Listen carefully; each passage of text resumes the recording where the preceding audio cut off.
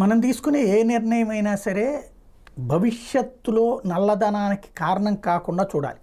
ఇప్పుడు నరేంద్ర మోడీ సర్కార్ కిందటిసారి ఆ బంగారం వెండి వీటికి సంబంధించి బాండ్లు తీసుకొచ్చారు, బాగానే ఉంది.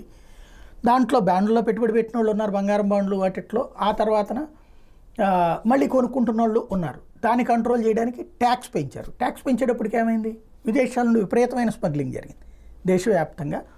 ఈ చైనా వాడు బతికేసింది, అట్లాగే ఆఫ్ఘనిస్తాను బంగ్లాదేశ్ నుంచి కూడా బంగారం విపరీతంగా వచ్చింది. ఎందుకు, ఒక కేజీకి ఒక 5-6 లక్షల రూపాయల లాభం వస్తుందంటే ఎవరు ఆగుతారు?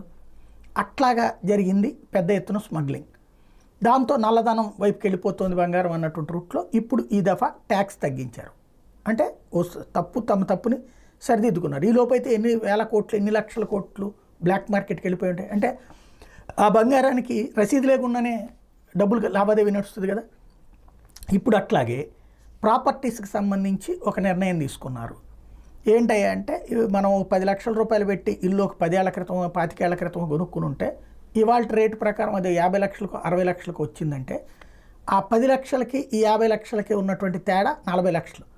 దీంట్లో ఉన్నటువంటి 12.5% ట్యాక్స్ కట్టాలని, అంటే దాదాపు 6-7 లక్షల రూపాయలు కట్టాల్సి వస్తుంది. అప్పుడు నిజంగా మనం కడతామా? అప్పుడు ఏం చేస్తాం మనం? 10 లక్షల స్థలం కాబట్టి, 10 లక్షల ఇల్లు కాబట్టి ఇప్పుడు 12 లక్షలకో 15 లక్షలకో అమ్ముతున్నామని చూపెట్టేసి మిగతాది బ్లాక్ మనీ తీసుకోవడానికి రెడీ అవుతారు, క్యాష్ తీసుకోవడానికి రెడీ అవుతారు.